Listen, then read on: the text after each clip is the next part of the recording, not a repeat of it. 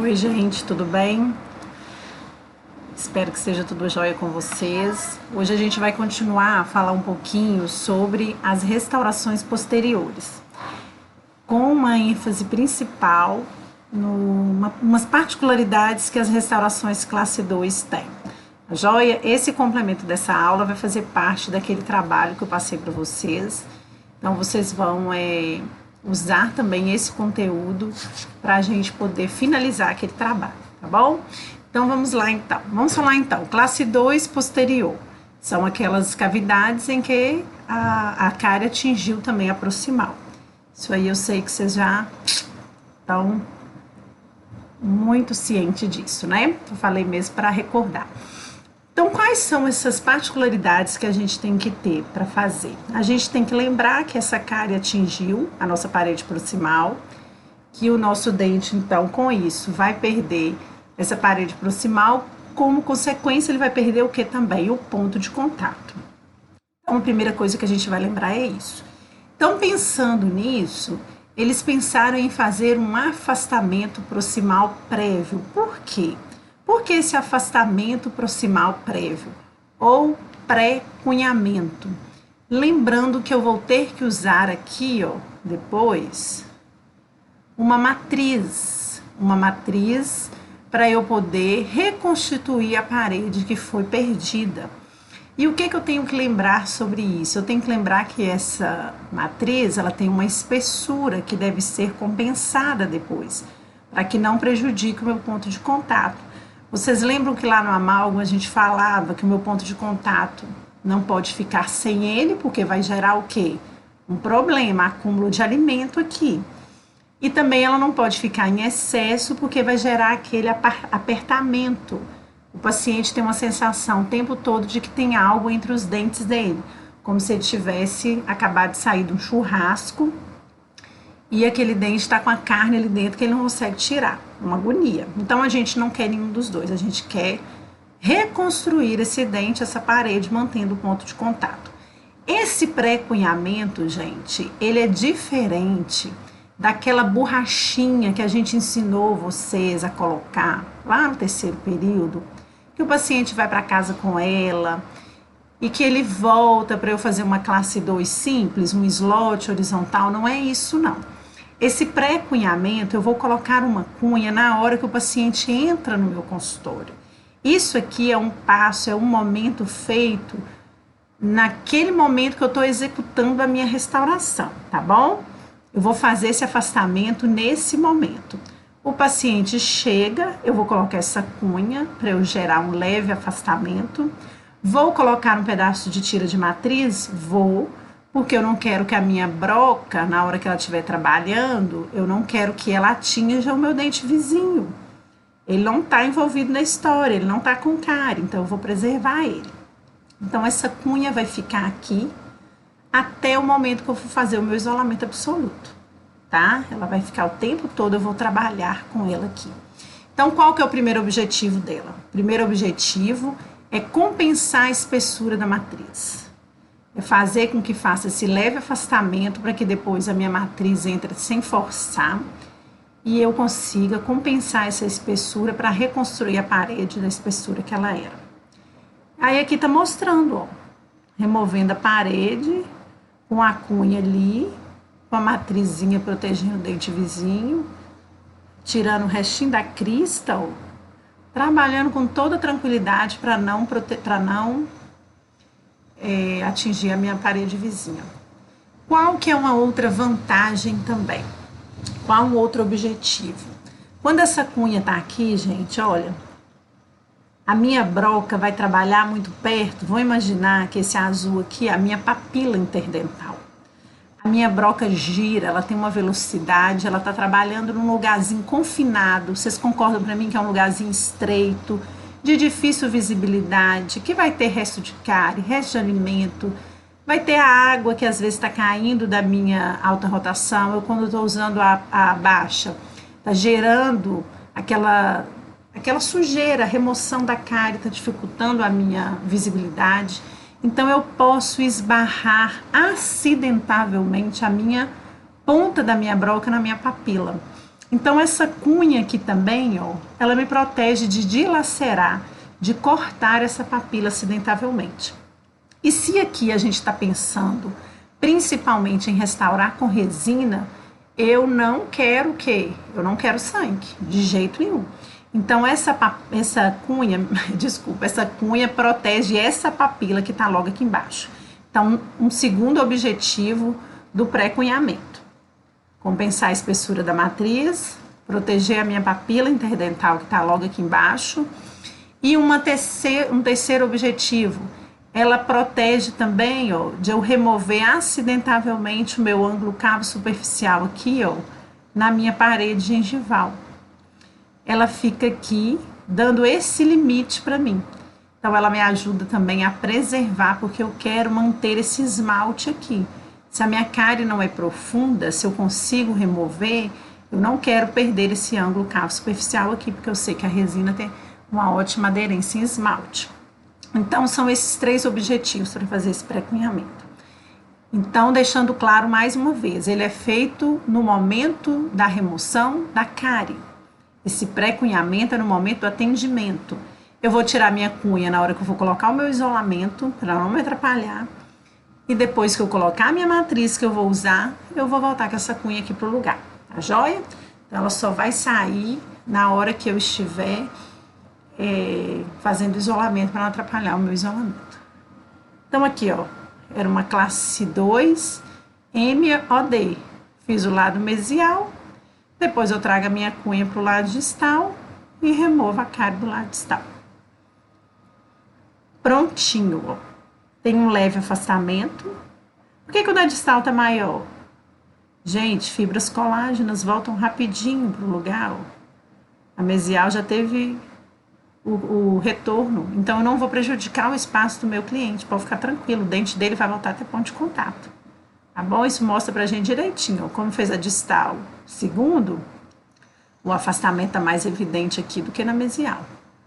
Papilas preservadas, nada cortado, você não vê toque de broca aqui, ó, nessa borracha. E o ângulo cavo superficial da minha parede gengival, também preservado em esmalte, lindo, maravilhoso, do jeito que eu quero. Outra particularidade, escolher corretamente a matriz que eu vou usar. Por que eu tenho que escolher corretamente? Para fazer resina, eu preciso de uma matriz mais maleável. Eu não vou compactar, eu não preciso de resistência, eu não estou usando um amálgama que eu vou estar ali socando para que ele possa ser aderido. Eu vou acomodar incrementos de resina, que eu preciso que essa matriz não seja rígida, para que ela não me dê esse ponto de contato, ó, de parede, reto. Horrível. Isso aqui é o quê? É uma superfície de contato. Isso aqui não é um ponto de contato. Então, ó, não vamos usar aquelas tiras matrizes que usamos para fazer amálgama. Nós vamos usar as matrizes de alumínio mais maleáveis, que vocês têm aquele sistema Unimatrix, que é maravilhoso. Existem outros, Palodente, mas vocês têm esse. Então, a gente vai lembrar de, na hora de fazer a amálgama, posso usar isso aqui, professora, na hora que eu estou fazendo o pré-cunhamento aqui, ó, para proteger o dente vizinho? Pode usar, não precisa, aqui, ó, cortou um pedacinho daquela tira de matriz que vocês têm naquele círculozinho, naquele disquinho. Para proteger o dente vizinho não tem problema. Mas na hora que eu vou passar para a fase de restaurar, eu vou escolher uma matriz mais maleável. E além disso, eu ainda posso fazer, gente, essa moldagem dela, vamos chamar assim, uma brunidura. Olha só, vocês lembram desse instrumental? Ele é o brunidor do amálgama. Você faz um pré-curvamento nela, você brune ela, você deixa ela ainda mais abauladinha ainda, para ainda fazer melhor ainda o nosso contorno da parede proximal. Você pode pegar a sua matriz, Unimatrix, a tirinha, e fazer essa pré-brunidura nela que fica show de bola. Então, é esse sistema que a gente vai usar. Esse sistema que vem uma matriz mais maleável de alumínio e vem um grampo que vai segurar. Vocês vão ver que maravilha que é usar esse sistema.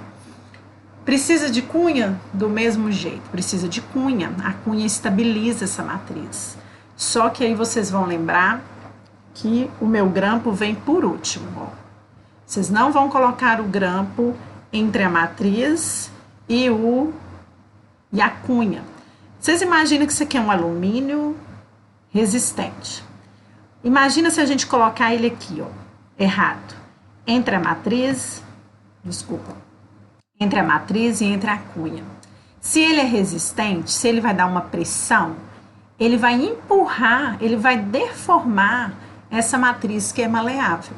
Então, a cunha vai estar aqui para dar dando estabilidade a essa matriz e também para preservar dessa matriz se deformar e entrar para dentro do meu preparo. Então, a posição correta é matriz, cunha e assim vem o meu grão. Tá joia? É essa a ordem de sequência que a gente vai fazer. A minha cunha, gente, se tiver grossa demais, estiver entrando apertando, que eu vejo que ela está deformando a minha matriz, que ela está empurrando a minha matriz para dentro do meu preparo, eu posso afinar ela, tá bom? Posso fazer curvatura nela para seguir o contorno da papila, o que eu quiser eu posso fazer com essa cunha. Ou não, era um paciente que tinha um diastema posterior, eu preciso usar uma cunha mais grossa, eu preciso colocar 2 cunhas, isso tudo eu vou avaliar caso por caso. Mas vocês podem ter essa liberdade de usar um disquinho de lixa, se o paciente tem um espaço proximal muito apertadinho, e fazer ele o mais fininho possível. Terceira particularidade que eu vou olhar quando eu estiver fazendo um preparo classe 2. Eu vou observar como que a minha margem gengival está ficando.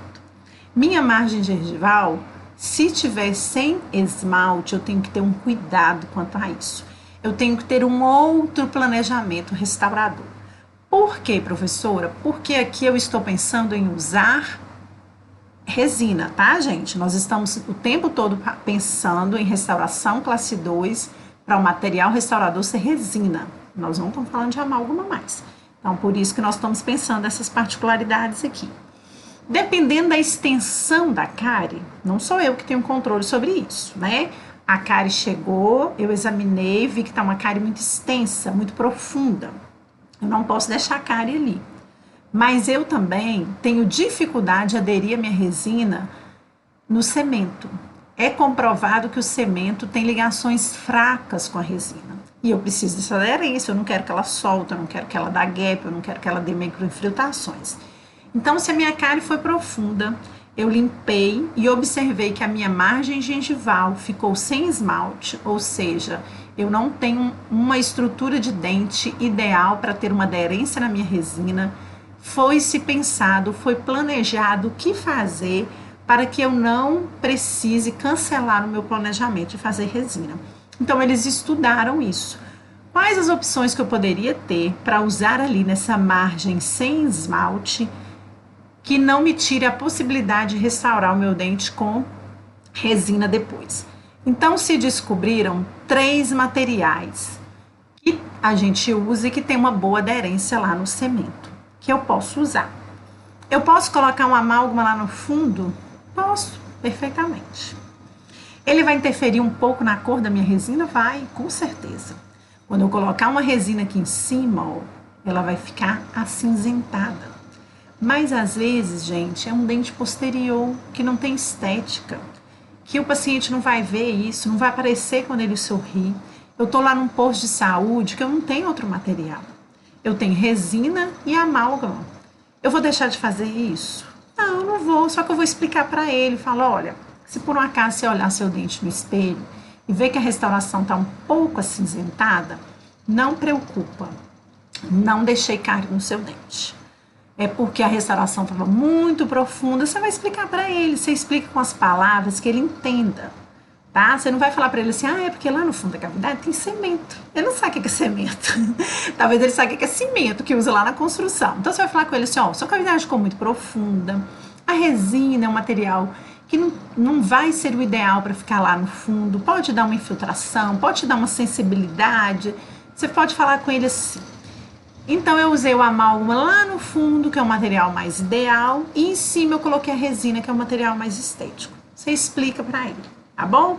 Mas lá no seu consultório você tem ionômero, então a gente vai usar o cimento ionômero, de preferência aqui, gente, o sistema do ionômero resinoso, porque ele tem uma mesma composição da resina que a gente vai colocar, então isso dá uma aderência melhor entre os dois materiais, tá bom? E não vai influenciar na estética, porque a cor dele, geralmente eu tenho opções de cores, não vai interferir com o amálgama sim, vai deixar uma restauração mais acinzentada, por causa do fundo que vai ficar cinza.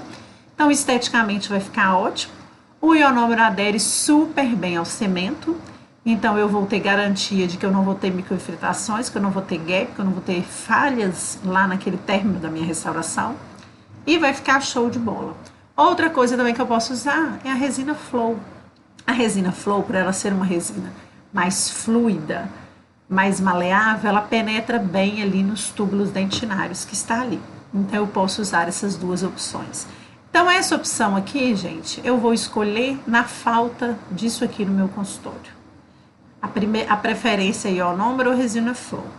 Por último, a amálgama, para eu saber que não tem problema, tá bom? Só se eu não tiver esses dois, eu vou evitar ele só por causa do manchamento acinzentado que fica a minha restauração. Então, aí agora eu vou partir para restaurar o meu dente. Aí, o que eu tenho que observar? Eu tenho que observar quais fatores que eu tenho que considerar ao fazer uma classe 2.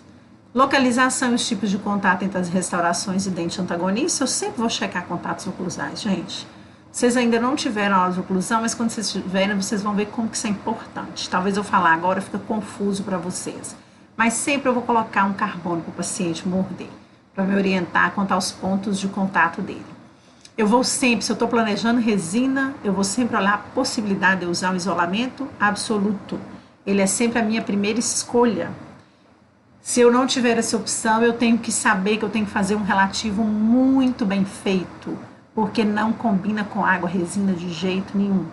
Terceira coisa que eu vou observar, se a minha margem ficou com esmalte, como eu já falei ali agora. Se não ficou, não é que eu não vou deixar de restaurar com resina, mas eu vou pensar em um material para colocar ali naquele lugar, na minha margem, antes de eu restaurar ele com resina. E outra coisa que eu vou lembrar é que eu tenho que reconstituir sempre o meu ponto de contato. Então, começando daqui, escolhendo a matriz ideal, tá bom? Como que eu vou restaurar o meu dente classe 2, professora? Vou continuar usando a técnica incremental do mesmo jeito que eu usei lá na oclusal. Só que aqui são incrementos em posições diferentes, mais verticais, porque eu estou fazendo uma caixinha proximal, que tem um formato de um triângulo, um retângulo em pé, né? Mais ou menos isso. Então, eu vou continuar, gente, não vou encher essa caixinha toda com material, não, porque minha resina vai contrair, vai diminuir de tamanho e vai gerar gap, vai gerar descolamento aqui no meu ângulo cavo superficial, na minha margem. Vocês já sabem que eu falei na aula anterior que isso aqui é um ponto fraco da minha restauração. Então, eu não quero que aconteça isso. Então, eu vou colocar incrementos para que cada incremento fique bem aderida na margem, porque a contração já foi provada que ela vai mais para a área livre. Então, sempre eu vou optar ter uma área livre maior da área de aderência. Então, eu vou fazer incrementos. Um incremento numa parede vestibular, encostando com a gengival, outra na lingual, encostando com a gengival, e aí eu finalizo fazendo um incremento para reconstruir a minha crista, tá bom? Então, esse desenho coloridinho aqui é só para deixar claro para vocês que a gente vai continuar fazendo a técnica incremental da mesma forma que a gente fez a técnica incremental lá na oclusal. Isso aqui, o que está mostrando? Esse desenho aqui, gente, é só para lembrar que se a minha margem estiver sem esmalte, se ela terminou em cimento, eu vou colocar aqui o material da minha escolha, normalmente uma porção forrando aqui, ó, foi ionômero, tá, o ionômero aqui, foi a amálgama que eu escolhi ou foi resina Flow. Então, a primeira camada vai ser esse material que eu escolhi, que melhor adere ao cimento, e aí depois eu continuo a minha técnica incremental com a minha resina normalmente, fazendo os triângulos, tá bom? Então, essa foto aqui é para mostrar quando a minha margem gengival não terminou em esmalte, terminou em cimento. Então, na hora que eu for colocar a minha resina, é técnica incremental da mesma forma, só que a primeira camada aqui eu usei um material intermediário, que a gente chama essa técnica até de técnica do sanduíche. O que é um sanduíche? É substrato de dente, um material intermediário e um material restaurador. O meu material aqui, ó, ficou tipo um recheio de um sanduíche, tá bom? Daí recebe esse nome também. Se vocês ouvirem falar a técnica de sanduíche, é essa. E aqui só mostrando um caso clínico para finalizar rapidinho para vocês, em que eu vou ter o quê? Uma sequência operatória de uma cavidade ocluso proximal. Eu tinha uma cárie na oclusal e uma cárie na proximal. Então, vai transformar numa cavidade ocluso proximal. Vou romper crista para remover tudo.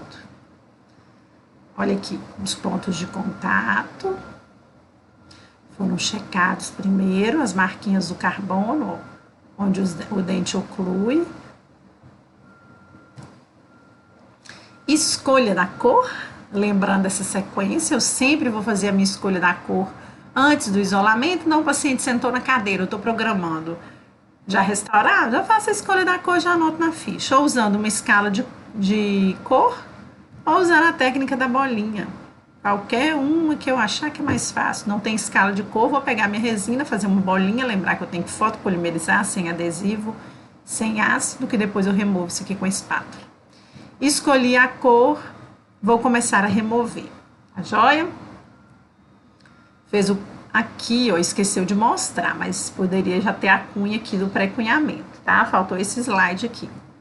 Removeu o cárie, colocou uma matrizinha aqui com cunha, gente, só para proteger o dente vizinho do ácido, proteger do adesivo não grudar no ponto de contato, mas poderia ter usado aquela fita adesiva aqui do lado azul. Poderia também, mas aqui na hora do caso clínico talvez não tinha quando foi fotografar. Usou uma tira mesmo, ó, para proteger. Aí, gente, é o passo a passo que do meu sistema adesivo que eu tenho lá. Se é de um passo, se é de 2 passos, se é autocondicionante, o que eu for usar. Então, sempre lembrar, primeiro eu coloco o ácido no esmalte, porque ele vai ficar 30 segundos. Depois eu preencho dentro da cavidade na dentina, que eu quero só 15 segundos. Lavou, deixou uma dentina úmida e brilhante, olha que beleza, não ressecou ela na hora de secar. O esmalte pode ficar mais opaco, pode, ele não tem problema. Faz o seu sistema adesivo, passa clorexidina antes na sua dentina. Faz o sistema adesivo e aí fotopolimeriza. Aí eu vou começar a fazer o quê? A minha técnica incremental. Nesse caso, eu vou começar por onde? Pela minha proximal. Sempre que eu tiver uma cavidade ocluso proximal, eu começo restaurando pela minha proximal e transformo esse dente numa classe 1, fica mais fácil para mim.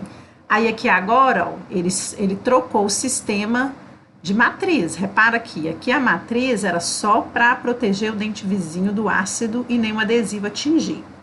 Aqui ela já passou para o sistema Unimatrix, tá vendo? Olha o grampo, olha a cunha e olha a matriz, que é uma matriz maleável, que é a ideal para esse caso aqui. E aí foi reconstruindo a parede, ó, a parede proximal, até que chegou na crista e reconstruiu. Aqui primeiro ela optou fazer primeiro a distal. Fez a distal, trouxe o sistema Unimatrix para mesial. Reconstruiu também a parede, desculpa, gente, a parede mesial. O que eu transformei esse dente agora? Uma classe 1. Já posso tirar o meu grampo, minha matriz, para não ficar pressionando, incomodando meu cliente. E aí agora eu vou usar a técnica incremental de reconstruir uma oclusal. Então, toda vez que vocês tiverem uma classe 2, reconstruam primeiro a proximal, transformem ela em classe 1. Se atingiu só uma proximal, só um lado. Aqui foi os dois, reconstruiu o distal primeiro, a mesial depois. Não importa essa ordem, a pessoa que quis escolher essa ordem. E depois você vem fazendo os incrementos agora, ó. Olha aqui. Um primeiro incremento na cúspide distal. Esse aqui é um primeiro molar inferior. E foi brincando, ó. Incremento por incremento. Lembrando, gente, que cada incremento, não tem a foto aqui, mas cada incremento ele é fotopolimerizado, 40 segundos, depois você passa por segundo incremento. Cada incremento desse é fotopolimerizado, 40 segundos. E aí você vai reconstruindo. Primeiro ele está usando uma resina mais baixa, que é só de dentina, depois ele vai vindo cobrindo com a resina de esmalte. e aí vai surgindo o dente. Olha como que você já consegue criando uma anatomia de sulcos, olha. Que bonito que vai ficando, ó, as focetas. Você já consegue trabalhar incremento por incremento, já dando uma reanatomização já. Fotopolimerizou aqui provavelmente a última camada de esmalte. Aqui não mostrou todos os passos, mas aí tá finalizando. E olha que lindo que ficou. Olha o brilho da resina com esmalte.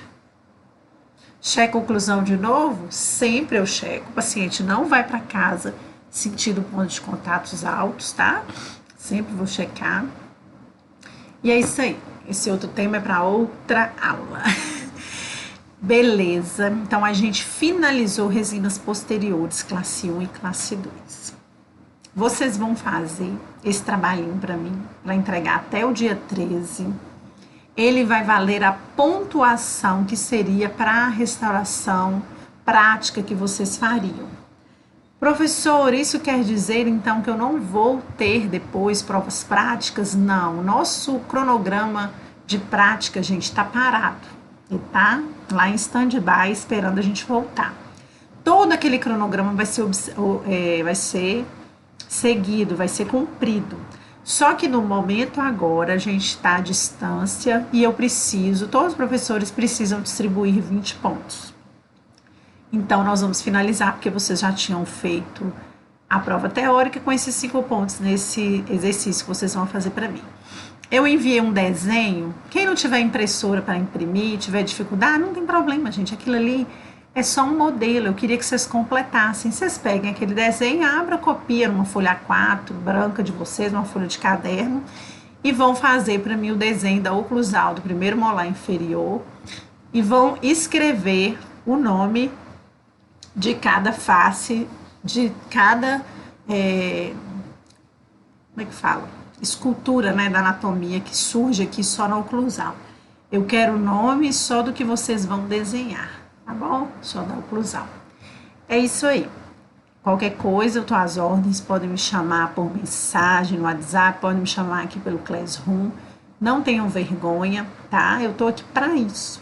Contem sempre comigo, tá? E que Deus abençoe vocês, protejam e que vocês estejam bem aí com as suas famílias. Um beijo, eu já tô com saudade de vocês, tá bom?